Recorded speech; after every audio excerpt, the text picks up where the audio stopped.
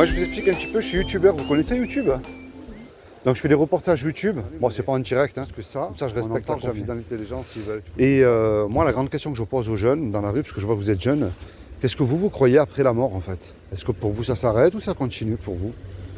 Je crois qu'il n'y aura rien du tout. Il n'y a rien du tout pour vous. Donc, vous, votre corps, il retourne à la poussière. Et... ouais. Ok, et votre âme, elle va où, elle? Comment? L'âme, elle va où? Parce que votre âme, en fait, elle est éternelle, elle ne peut pas mourir. C'est comme votre téléphone, les ondes, vous ne les voyez pas, mais elles existent. Mais votre âme, c'est pareil. Est-ce que vous croyez en Dieu? Vous êtes musulmane ou chrétienne? Je suis orthodoxe. Orthodoxe, d'accord. Donc vous, en tant que... Bon, vous croyez en Dieu, mais pour vous, après, il n'y a plus rien. C'est ça. D'accord. C'est un peu compliqué, mais c'est ça. Alors, écoutez bien. Il y a une chance sur 1 million de gagner au loto. Je crois même, on va dire beaucoup plus. Imaginez qu'il y ait une chance sur 1 million que ce que je vous dis est vrai. Ça vaut la peine d'écouter, mais surtout, et c'est ça mon but, parce que je ne remplis pas les bancs des églises, je vous rassure tout de suite. Il y a différentes branches dans le milieu chrétien, mais moi je suis ni témoin de Jéhovah ni rien de tout ça. Si vous allez dans une église, c'est très bien, je ne critique pas, mais ce n'est pas mon but et je ne vous juge pas du tout. Mais c'est surtout que vous vous remettiez en question. C'est ça, moi, mon but. Vous savez, tout est régi par des lois. La loi de la pesanteur existe, la loi d'aérodynamique aussi. Vous me prenez une tomate ici, en extérieur je parle, ne poussera pas au pôle Nord. Et puis, on peut prouver que Dieu existe. C'est très facile, un enfant peut comprendre. Prouver qu'il n'existe pas, je défie quiconque de me prouver que Dieu n'existe pas. Ça, on ne peut pas. Mais je me suis rendu compte, jeune ou moins jeune, parce que moi ça m'est arrivé aussi, qu'on mélange Dieu et la religion. La religion, c'est les hommes. C'est comme de la politique. Pour dominer sur les autres hommes, on en fait quelquefois aussi des sectes et on en fait des choses, excusez-moi l'expression, ignobles, c'est-à-dire qu'on tue même au nom de Dieu, soi-disant. Ça, c'est la religion. Mais Dieu n'est pas religieux, je vais vous montrer pourquoi. Depuis que vous êtes né, je ne vous connais pas, mais vous êtes unique aux yeux de Dieu, il n'y en a qu'une comme vous. Vous avez subi, vous, des tristesses et des colères que moi, je n'ai pas eues, mais vous avez aussi des joies que moi, je n'ai pas eues. Vous voyez? Ça montre que si Dieu aurait voulu une religion, et je dis bien une seule, il nous aurait fait tous pareil, mais il ne l'a pas fait. Vous prenez la neige, un flocon de neige est différent, n'est pas le même. Vous voyez? Maintenant, ce créateur que j'appelle Dieu, ou une intelligence, si vous voulez, un fait scientifique, prenez rien, vous n'aurez rien. Rien ne peut rien créer. Et c'est ce créateur-là, moi, que je vous emmène. Pourquoi? Parce qu'il a gravé une loi qui est dans votre cœur et dans le mien. Et cette loi le montre, avant que je vous l'annonce, que Dieu, je n'ai pas le droit de vous juger, parce que je les ai toutes cassées. C'est-à-dire qu'il y a certains commandements que j'ai cassés, que je pense que vous aussi, vous allez me dire que vous allez casser aussi. Et elle ferme à bouche là tous les religieux qui se mettent en avant, qui croient mieux que nous. Que ce soit le prêtre, le pasteur, l'imam, le rabbin, le pape, qui vous voulez. Vous allez voir. Il y a un commandement qui dit « tu ne mentiras point ». Est-ce que ça vous est déjà arrivé de dire un mensonge? Y compris pour faire du bien, je parle. Hein? Bah, je pense que quelqu'un qui dit qu'il n'a pas menti une fois, c'est un menteur déjà. Il y en a un qui dit « tu ne voleras point ». Est-ce que ça vous est déjà arrivé de prendre quelque chose qui n'est pas à vous, mais peu importe la valeur, hein? Vous n'êtes jamais allé sur YouTube télécharger une musique qui ne vous appartenait pas, qui vous plaisait? Ou le stylo d'un voisin ou d'une voisine, vous avez oublié de rendre? Vous voyez? Il y en a un qui dit tu honoreras toujours tes parents. Attention, il y a un piège là. Réfléchissez bien, est-ce que vous êtes sûr que vous les avez toujours honorés, vos parents? Moi aussi, la crise de l'adolescente, je l'ai faite aussi. Hein. Il y en a un qui dit tu mettras toujours Dieu en premier dans ton cœur. Avant que vous me donniez votre réponse, j'ai remarqué qu'on essaye de mettre Dieu dans notre vie quand tout va mal.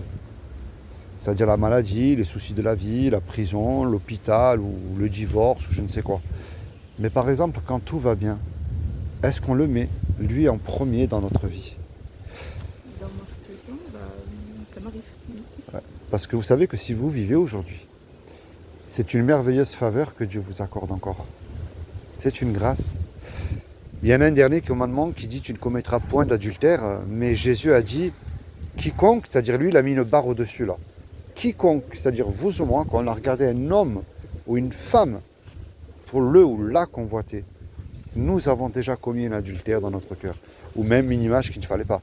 Mais qui, même entre nous, ou l'homme ou la femme, peut dire je n'ai jamais fait cela une seule fois dans notre vie? Ça n'existe pas.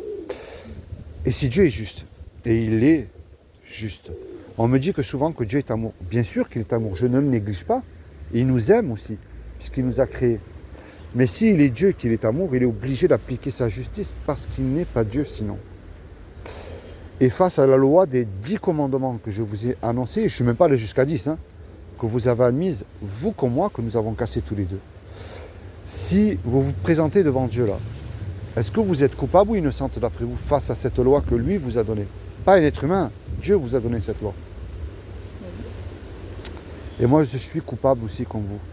Et la planète est coupable aux yeux de Dieu d'avoir cassé cette loi-là. Montrez-moi un être humain qui peut dire « Seigneur, tu me dois le paradis ». Moi, mais j'ai accompli la loi des 10 commandements. Je n'ai jamais menti, je n'ai jamais regardé une femme pour la convoiter, je t'ai toujours mis en premier. Ça n'existe pas. Et ça, c'est la mauvaise nouvelle. Mais elle montre cette loi parce qu'elle est terrible. Et on ne veut pas en entendre parler. Elle montre que c'est le péché qui nous éloigne de Dieu. Et qui nous envoie dans un châtiment éternel qui s'appelle l'enfer. Quand je dis l'enfer, ce n'est pas la caricature avec le diable et des cornes, non. C'est un endroit que, vous voyez, la planète, elle est merveilleuse. C'est nous les pourris, excusez-moi l'expression, parce que c'est nous qu'on détruit tout. Mais toute cette beauté, vous ne l'aurez pas, et ce pour l'éternité. C'est-à-dire qu'il y aura un endroit où il y aura des regrets éternels, des vers qui ne meurent point. Et ça, c'est terrible. Et moi, je ne veux pas que vous y allez. Moi, je vous amène quand même une très bonne nouvelle de bon matin. Alors, j'ai commencé par la mauvaise nouvelle. La bonne nouvelle, c'est que Dieu est un créateur et il nous a créés. Et un créateur, il aime ce qu'il crée. Une chanteuse, elle aime ses chansons. Une pâtissière, elle aime ses gâteaux. C'est aussi simple que ça. Et Dieu, c'est pareil, il nous aime, il ne veut pas nous y envoyer en enfer. Et il a fait quelque chose pour nous par amour. C'est qu'il s'est habillé d'un corps qui est Jésus le Christ. Et il a dit, quiconque croit que Jésus, et il est le Fils de Dieu, qu'il est ressuscité du royaume des morts le 3e jour, eh bien, il aura la vie éternelle à mes côtés. Le problème de croire, ça ne suffit pas. Parce que les démons aussi, ils y croient. Et eux, ils tremblent. Alors moi, le but de ma démarche envers vous, des vues, des abonnés. Bonjour, vous êtes avec elle? Ah non. Non, je croyais que vous étiez ensemble. Moi, des vues, des abonnés, je m'en moque. C'est pas ça, moi. La clé, c'est la repentance que je vous donne. C'est-à-dire que dès aujourd'hui, je ne suis pas mieux que vous, attention, loin de là, mais je vous le dis avec amour. Assis sur votre banc, ou dans votre chambre, ou dans votre lieu de travail, ou je ne sais où, vous vous repentez de vos péchés. Pardon? Ah non, elle va me le dire, il n'y a pas de souci. Merci à vous. C'est qu'on se repent de nos péchés avec foi et on se tourne vers Jésus. Quand il est mort à la croix, il est mort pour nos péchés. Vous voyez? Ce n'est pas une religion. Certains ne veulent pas en entendre parler pour continuer à faire ce qui leur plaît. Vous voyez? C'est pour ça qu'on ne veut pas y croire, mais il y en a qui croient qu'ils ne vont même pas mourir aussi. Ça, c'est terrible. Alors, moi, le traité que je vous ai donné, c'est que juste que vous le lisez. Vous voyez, je ne remplis pas les bancs des églises, ni aucune secte. Comme ça, c'est annoncé d'avance. Parce que certains penseraient que je remplis les sectes. Pas du tout. Et c'est que vous lisez la Bible, toute seule dans votre coin. C'est comme si que tous les deux on fait un braquage, un exemple. Et puis on se fait serrer, on passe devant le tribunal. Et puis la police nous dit, voilà, vous me donnez 1 million d'euros de caution, vous partez tous les deux 20 ans en prison. On n'a pas l'argent parce qu'on s'est fait serrer. Et on ne peut pas revenir en arrière effacer le mal qu'on a fait. Et puis il rentre tout à coup un homme dans la salle qui paye la caution à notre place. Le juge, il est satisfait, il nous libère. Mais imaginez-vous dans le film, cet homme qui a donné l'argent, qu'est-ce que vous allez lui dire? Merci. Ben, c'est ce que Jésus a fait pour vous il y a 2000 ans sur la croix. Quand Jésus est mort à la croix, il est mort pour nous. Est-ce que vous avez une Bible à la maison? À vous, personnel? Pour te comprendre. Vous lisez le français? Non,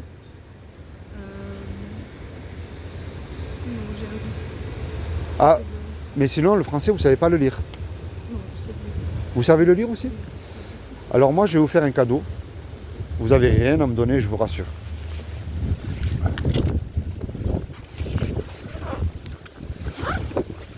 Ça, c'est pour vous.